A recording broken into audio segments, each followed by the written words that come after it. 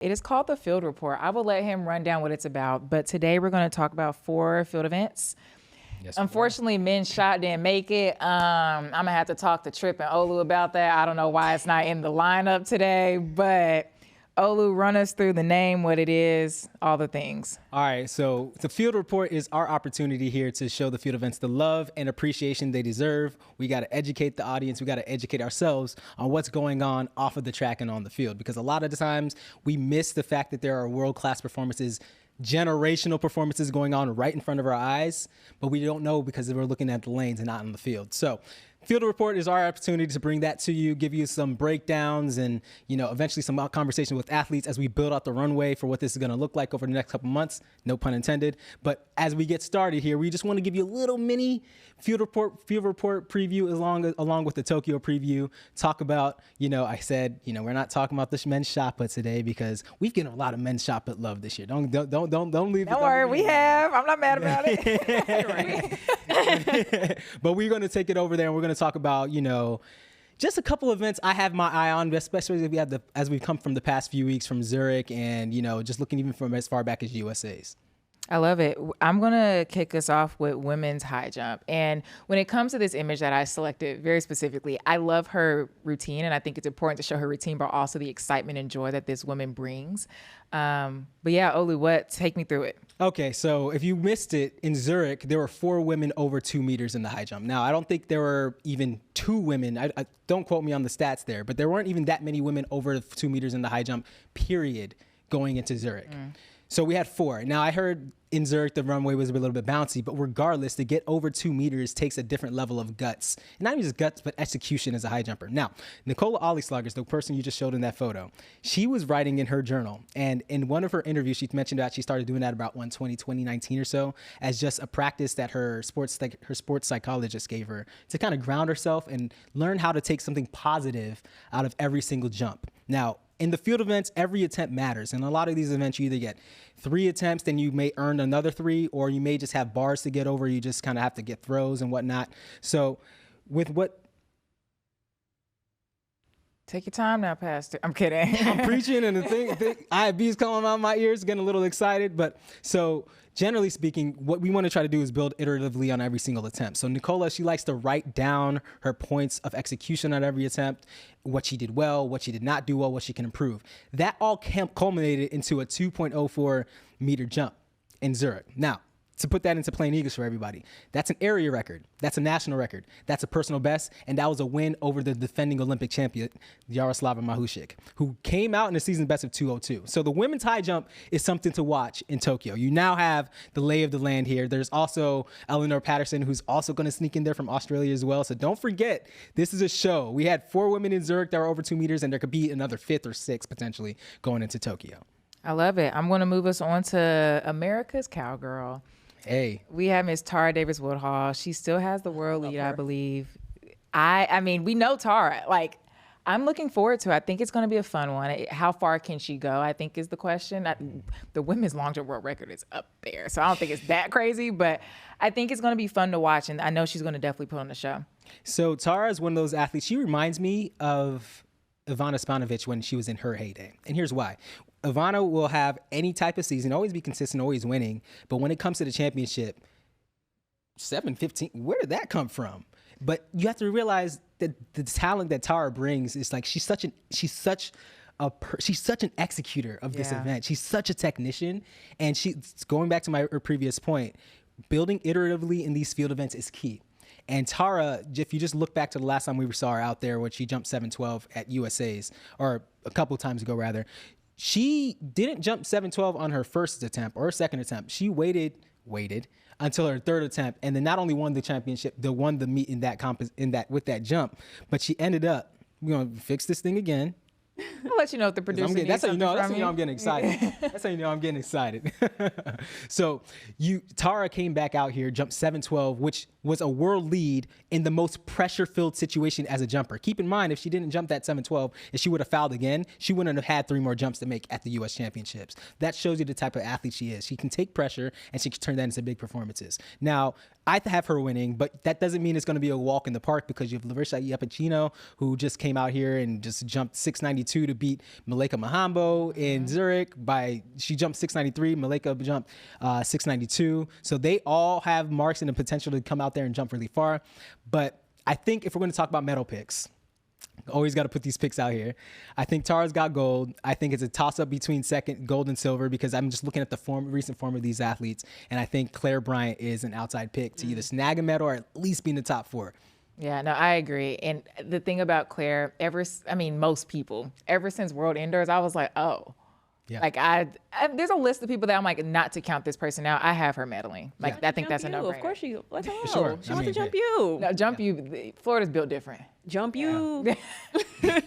I think in a few years she's going to be one of those picks that I think she's going to be again one of those people who's just going to be like a guaranteed household name for a medal. But I think right now you have 2-3 other athletes who are just like who have that a little bit more experience, and I think that might come out. But hey. It's just a prediction. It's not a guarantee here. Hold them to it. I'm joking. They're going to flame me in the Next one that I think you can kind of pick, and I think we all might agree, is Mondo Duplantis. Yeah. Okay. Let me get myself situated for this one. It's not if this man will jump 630. It's when would this man jump 630. Yeah. And he likes to put on a show. A few weeks ago, he actually looked quite disappointed because he didn't perform how he wanted and didn't jump a world record, but he jumped 620, I think it was. It's like, how are you going to be mad at yourself for jumping 620? So anyways, Mondo Duplantis is out here ready to do something crazy. Will he do it in Tokyo? I highly believe so, especially because you have Kara Lee, who's out there, who's been, we can look at Mondo and the fact that he jumps 6'10", 6'15", 6'20 in his sleep, but Kara Lee is over here jumping over 6 meters consistently as well. In fact, he and Mondo also just tied at a recent meet. So it's not like it's a walk in the park. Well, maybe it is a little bit of a walk in the park for Mondo, but I don't think it's necessarily a walk away foregone conclusion for who gets second or third in this competition. I think that Kara Lee is going to push Mondo possibly over that world record bar of 630.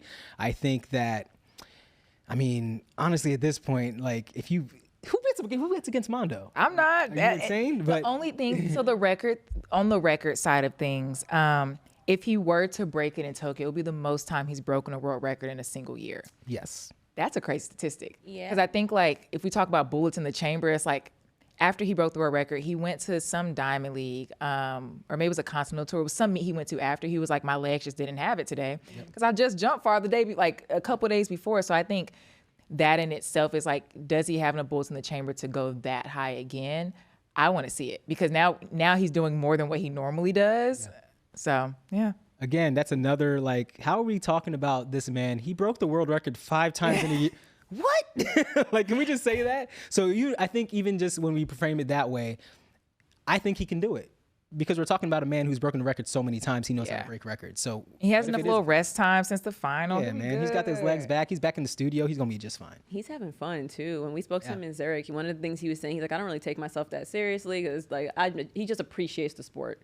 And I think that's a difference between him and a lot of athletes. And I'm not saying don't take yourself serious. I think that seriousness does play a major factor. But it's the fact that for him, he jumps certain heights, right, where it's almost effortless. And sometimes his opponents may jump the same heights, but the amount of work that he did versus they did is clearly very different from the naked eye. You don't have to be a pole vault savant to understand that or see that. Yeah. So I think that's one of the things that makes him uber dangerous. Yeah. I love it. Yeah. All right. I'm not going to say this next name, but he is a jumper on the male side of things. Ooh. Oh, Luke, take us home. All right now. So first and foremost, the reason why we have Will Claye on screen here is because we're going to give this man his flowers. Will Claye has been making championship teams and earning championship medals since Cooper Lookenhouse was still in Pampers. Wow. Literally.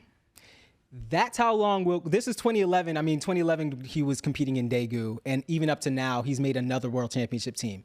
I'm losing count. I think this is Will's 10th team he's made, 10th global championship team. That's insane. He has 3 Olympic medals across 2 horizontal jumps. And this is to give another jump shoe athlete their flowers. You look at Jasmine, how she double medaled in Paris. Will Claye did that in 2012. And he's still making it to another world championship team. So we're just going to give Will Claye his flowers right here. We have to. Now, Shout out to the vets. Shout out to the vet. Shout out to the vets. And then also, let's not forget that he's also a platinum recording artist. So maybe we need to cross over between Will Claye and Mondo at some point. We need actually, that collab. yes. Can we get the track? Mondo, Will. So is that the key? Like the track and field athlete has to like probably just hop into the studio. I'm gonna tell Trip hop in the booth. Yeah, because that's gonna push him over the edge. Yeah. Put him in the booth. Yeah. I think we just need to get a field event mixtape going on. Ooh. I mean, sound off in the comments if you think this is going to work. I mean, we already got 2, and clearly they got the records and the medals to prove that something's going on here. Hey, we could turn this into a recording studio right now. Easily. We got the equipment. Yo, we can do. Put me in this too. Well, not me. I would like to be a producer. Should we be on the boards? Yeah. But just know it's going to be strict over here. It's going to be like Pebbles with TLC, but minus the money problems. Hey. We're going to make it rock. I'm telling you, we are going to make something shake. Trip. Get to work. Yeah, we gonna figure. Maybe he Get can to make work. the beat or something. I feel like. No, I want actually, him in the I want to make studio. the beat. I'm gonna make the beat. want- You're gonna be the producer. Yep, Trip needs to be on the mic. He's gonna be on the What am I mic. gonna What do? you finna do? I think I just got to be the MC. You know, like a Don Cannon, Mixtapes Kings, you know, where did you find this? That's going to be me. I'm going to be putting the ad-libs on the track. And then maybe I'll just hop in with one track, you know, lay some bars down like The Alchemist, you know. I could produce, I can talk. But anyways, back to the Triple Jump. I'm excited, y'all. You'd event mixtape loaded, y'all. Ooh, wait till this turns into a recording studio, Yo. guys. I'm excited. Send your demos to the FloTrack Instagram. Then we're gonna start making our picks. I'll put Accepting all the beats. email in the description. Y'all can send it. So yeah, I mean, I think look, let's just give Will his flowers. Let's get Will and Mondo on a track. But looking at the rest of the triple jump, I mean, you also have some other athletes here who also need their flowers. Pedro Pichardo. He has jumped 18 meters like it was nothing. I mean, granted, he hasn't touched that form recently, but he's another one of these athletes who's going to show up when it counts. You saw what he did in Zurich. You know, you saw what he did in Paris. So I think just knowing the caliber of athletes we have in these fields, you can't count out what the performance. The thing is, you can't just count out what their season's best performances is. You have to look at the whole picture. And I think Pedro Pichardo is another medal pick, as well as Andy Diaz Hernandez. Now, who gets what, I'm not so sure. Third place, on the other hand, that's a complete toss-up. You got Jordan Scott, you've got Yasser Mohammed Triki, you've got Max Hess. I mean, I don't know. I'm not even going to try to make myself look crazy and say who's going to go third, but gold and silver between Andy Diaz Hernandez and Pedro Pichardo. I love it.